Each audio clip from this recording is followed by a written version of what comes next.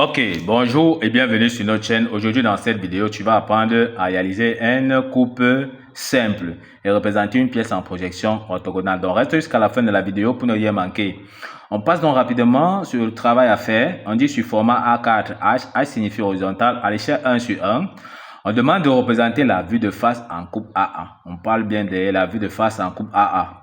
La vue de droite, la vue de dessus, NB, on avait demandé aussi de faire la mise en page. Mais dans cette vidéo, on va uniquement faire la vue en coupe et faire la projection orthogonale des vues de droite, des vues de dessus. Ok, lorsqu'on regarde donc tout simplement notre dessin, on voit le travail à faire du jour. On voit dans le dessin, on voit la position de l'observateur vue suivant F pour pouvoir représenter dans la vue de face. On va commencer par représenter la vue de face en coupe AA. Ça veut dire que la vue de face est en coupe. Si la vue de face est en coupe, ça veut dire qu'il y a un plan de coupe. On vient donc tout simplement sur notre dessin. On voit AA ici. On voit A ici. On voit encore A de ce côté-ci. On voit donc tout simplement le plan de coupe qui montre comment la scie va passer tout simplement pour scier la pièce en deux. Donc, on voit que la scie va passer ici, scier suivant ce plan qu'on nous a donné ici. Arrivé ici, ça va venir scier ça à ce niveau. Arrivé ici, ça scie là, ça continue et ça divise dans la pièce en deux parties. On aura le morceau 1, ici on aura le morceau 2. Ce qu'on va faire, pourquoi on réalise même déjà la coupe? Parce que la coupe va nous permettre de montrer les détails cachés. Par exemple ici, lorsqu'on était en face de la pièce, c'est-à-dire la vue suivante F, on ne voyait pas qu'il y a le trou de diamètre 20 mm et qu'il y avait encore l'entaille qu'on a ici. Donc il y avait cette fente ici. Donc on ne savait pas. Mais lorsque la coupe va passer ici, ça va diviser dans la pièce. Et lorsqu'on va jeter le morceau 2, ça va nous permettre de voir effectivement le trou qu'on ne voyait pas et la fente. Pour bien comprendre, on a matérialisé tout simplement la projection, donc la perspective de les parties coupées que nous on expliquait tout simplement. Donc ici, on a donc ici le morceau 1 et ici nous avons donc le morceau 2 comme nous avons dit. Comme nous avons dit, on va tout simplement jeter le morceau 2, le morceau qui est situé avant le plan de coupe. On va conserver le morceau 1. Ça veut dire que l'observateur qui se place maintenant ici, il voit maintenant le trou qui ne se voyait pas parce qu'on a divisé, la scie est venue scier comme ceci, d'accord? Ça a divisé dans la pièce en deux, tel qu'on voit là. Donc la scie est venue scier, tel qu'on voit ici. Ça a scié là, venir ici scier, aller là, tout simplement diviser dans la pièce en deux. Maintenant, que ça a divisé la pièce en deux, un observateur qui se place ici au milieu voit maintenant le trou et observe maintenant et voit la fente qui ne se voyait pas lorsque la pièce n'était pas coupée. Ce qui fait que les parties touchées par la scie tout simplement seront donc représentées par les hachures pour montrer que la pièce a été effectivement donc coupée. On peut donc voir qu'on va matérialiser les parties touchées par la scie. Donc la scie va toucher cette partie ici, ça va toucher par cette partie. Ici, il y aura un vide parce qu'ici, il y a un trou. Également, jusqu'ici, là, il y aura un vide à cause de l'entaille. La matière commence ici au fond. Donc ça veut dire que les parties touchées par la scie, il y aura cette zone-ci et cette zone. Donc on représente tout simplement donc par les hachures. Très fin, régulièrement donc espacées, c'est ça. On voit dans les parties touchées par la scie. Donc voici dans les parties touchées par la scie. Tout ce qu'on aura à faire, c'est projeter cette partie-ci sur le plan de projection et ça va nous donner la vue de face en coupe AA. On va donc montrer déjà la représentation qu'on a commencé donc à esquisser. Donc là, on peut donc voir tout simplement la représentation de la vue de face qui a déjà été esquissée. Comme nous avons dit, on va tout simplement donc assurer les parties touchées par la scie comme nous avons dit.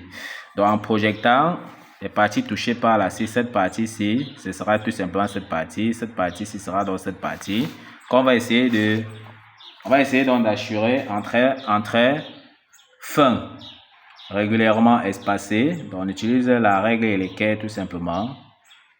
Donc trace dans les hachures, voici dans les parties touchées par la scie qui vient donc s'arrêter ici. On voit que le trou est donc maintenant en trait fort et l'entaille est en trait fort parce que si ce n'était pas en coupe, le trou devait être en interrompu et l'entaille aussi devait être en interrompu. Mais lorsqu'on a coupé, lorsqu'on se place ici maintenant, on voit bien le trou et on voit donc l'entaille. Donc c'est pour ça que c'est en trait fort ici.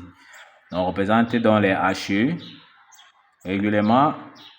Donc, très fin, régulièrement donc espacé. Tout ce qu'on a fait, c'est d'écrire ici tout simplement AA pour montrer que ça, c'est la vue de face en coupe.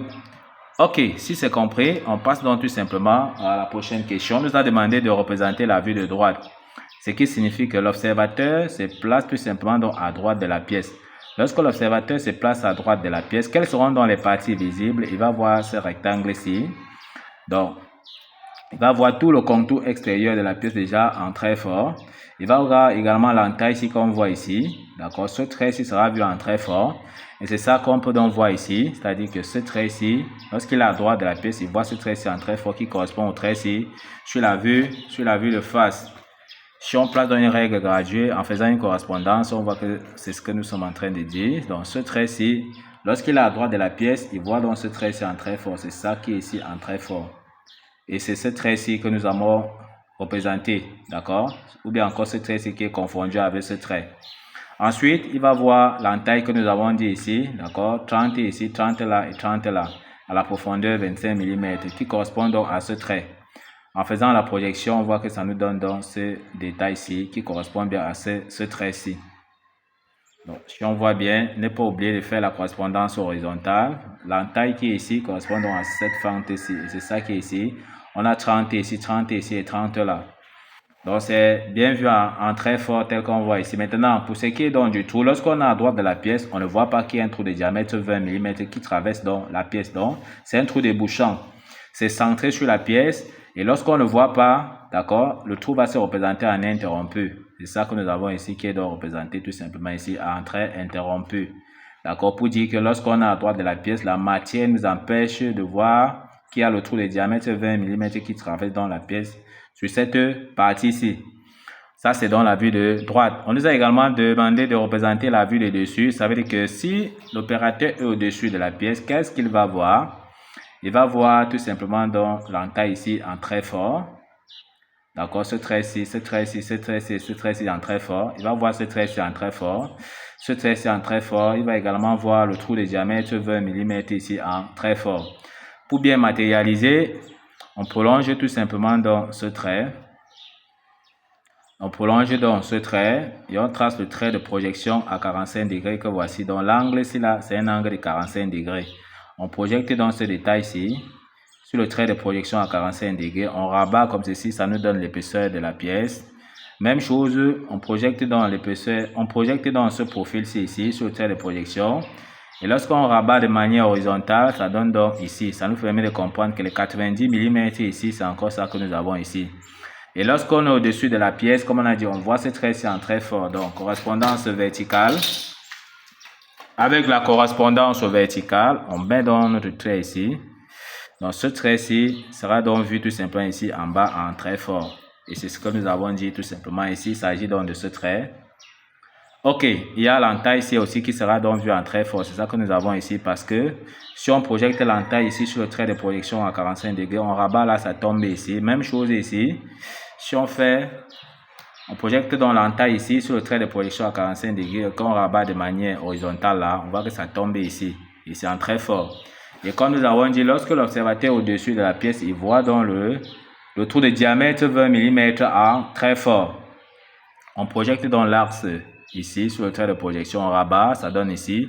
On fait la projection là, ça donne dans ce point. On place dans notre compas ici. On ouvre le rayon à 10 mm puisque le diamètre c'est 20 mm. Et on trace tout simplement dans notre cercle qui correspond donc à ce détail, 20 mm, donc diamètre 20 mm. On va maintenant placer le plan de coupe. On peut placer le plan de coupe AA sur la vue de dessus comme on voit ici. Donc plan de coupe AA, trim firm, renforcé aux deux extrémités. Donc ici, on représente encore une flèche ici, on met AA, d'accord, pour montrer le plan de coupe. On peut aussi représenter le plan de coupe ici sur la vue de droite. On met la flèche, on met AA, ou bien encore on vient ici, on met encore la flèche et on met AA. Donc c'est ça le plan de coupe. Et ne pas oublier de bien mettre vue de face en coupe AA, d'accord? Et ne pas oublier d'assurer bien, de mettre ses hachures sur les parties touchées par la scie sur la vue qui a été coupée. Ok, nous sommes donc arrivés au terme de cette vidéo. Ne manquez pas de vous abonner à la chaîne, de liker la vidéo, de partager la vidéo aux proches et amis et d'activer la cloche de notification pour ne plus manquer nos prochaines vidéos. Sur ce, à bientôt.